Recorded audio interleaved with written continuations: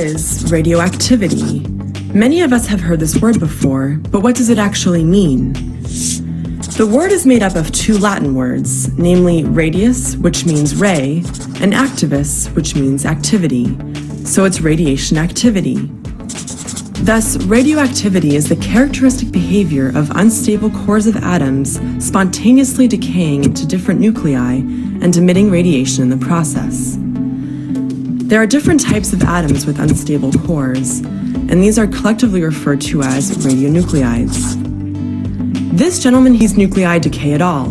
The cores of atoms consist of protons, these are positively charged particles, and neutrons, which are neutral particles. With stable nuclei, there is a certain stable proportion of protons and neutrons.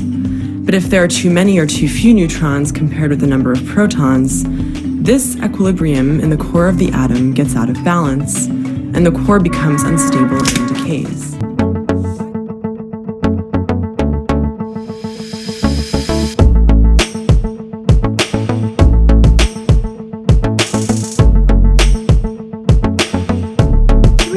Ionizing radiation that can be distinguished by their different properties and nature. The first type is alpha radiation.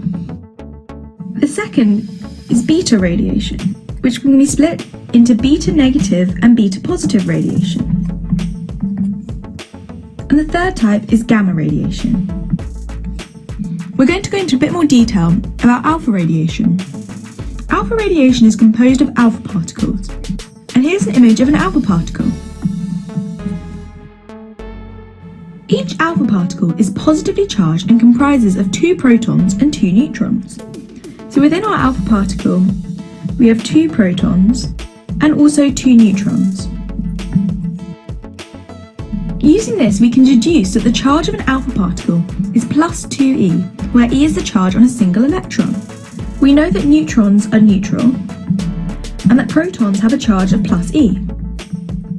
Therefore, the overall charge is plus 2e. Alpha particles are the heaviest out of the 3 types of ionizing radiation. Remember that the 3 types are alpha radiation, beta radiation, and gamma radiation. And of these 3 types, it is alpha radiation that is the heaviest. An alpha particle is identical to the nucleus of a helium atom. So here we have an image of a helium atom, and you can see that this helium nucleus is exactly the same as an alpha particle. Alpha particles are emitted in the decay of unstable nuclei. This nucleus is unstable, so it will undergo radioactive decay and emit an alpha particle. Now we're going to look in a bit more detail at beta radiation.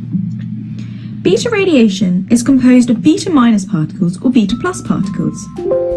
Here's an example of a beta minus particle, and here's an example of a beta plus particle.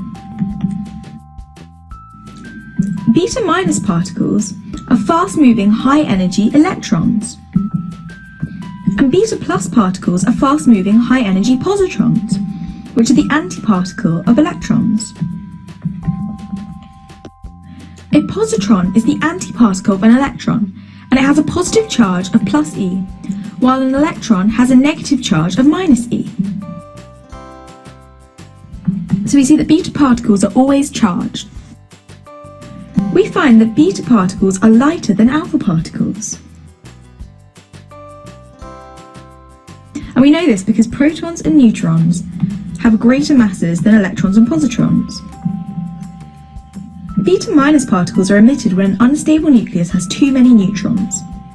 So we can see that this nucleus here has too many neutrons, and so it will emit a beta minus particle. Beta plus particles are emitted when an unstable nucleus has too many protons. And here we have an unstable nucleus with too many protons, which causes a beta plus particle to be emitted. The third and final type of ionizing radiation we're going to discuss is gamma radiation. Gamma radiation is composed of gamma rays. Gamma rays are high-energy photons with wavelengths that are less than 10 to the minus 13 meters. So the photons that make up gamma rays are high energy, and their wavelengths are less than 10 to the minus 13 meters. As gamma rays are photons, they travel at the speed of light and have zero charge and mass.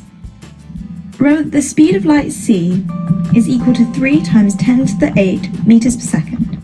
And because gamma rays are a type of electromagnetic radiation, they have zero charge and zero mass, unlike beta radiation and alpha radiation.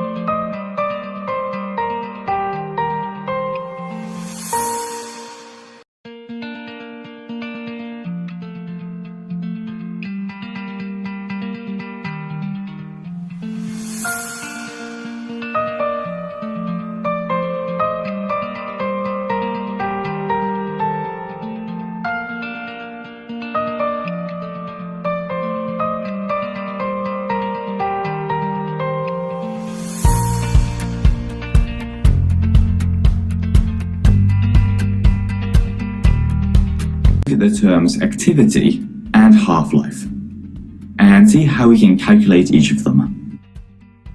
We've already seen that some materials contain unstable isotopes, and that in order to become more stable, they can decay by emitting some form of radiation, like an alpha particle, a beta particle, or gamma rays. We call materials like this radioactive, and they come in loads of different forms.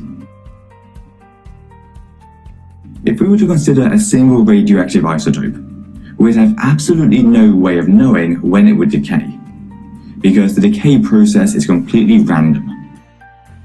However, if we have a large enough sample of radioactive isotopes, then even though we couldn't tell when any individual isotope would decay, we can still find out two very useful things. One is the activity of the sample, which is the overall rate of decay of all the isotopes in our sample. And we measure activity in becquerels, where 1 becquerel represents 1 decay per second. So if a sample had an activity of 600 becquerels, then there must be 600 isotopes decaying each second in that sample. The other important term to know is half-life, which has two definitions, and can be defined either as the time taken for the number of radioactive nuclei in a sample to half, For example, to drop from 1,000,000 unstable nuclei to only 500,000, or the time taken for the number of decays, so the activity, to halve. For example, to drop from 600 decays per second to 300 decays per second. To properly understand these concepts, let's imagine our radioactive sample as 100 unstable isotopes, each of which can decay by emitting radiation in order to become stable. So if we watch this sample decay, the first thing we notice is that the decay process is completely random. So we have no way of knowing when any particular particle will decay. As time goes on though, and more of them decay, the number of unstable particles remaining decreases. Because there are fewer particles left to decay, this means that the overall rate of decay, which remember is the activity, will also decrease. Which is why it looks like the sample is decaying more slowly than it was at the start. This is why we can define half-life as a halving of either the number of radioactive nuclei remaining, or a halving of the activity. They are both perfectly correlated, because fewer radioactive nuclei means a lower activity. Another way to show this decay process is by using a graph that plots activity in becquerels against time. As time goes on, the number of particles remaining and the activity of the sample will decline. But the rate of decline will also fall, which is why it's curved rather than a straight line. To calculate the half-life from a graph like this, we need to find the time it takes for the activity to halve. So in this case, drop from 600 to 300, which we can see is about 2 hours. And to confirm this, we could check another one by seeing how long it takes it to halve again down to 150. And indeed, it does take another 2 hours, so we can be confident that the half-life is 2 hours.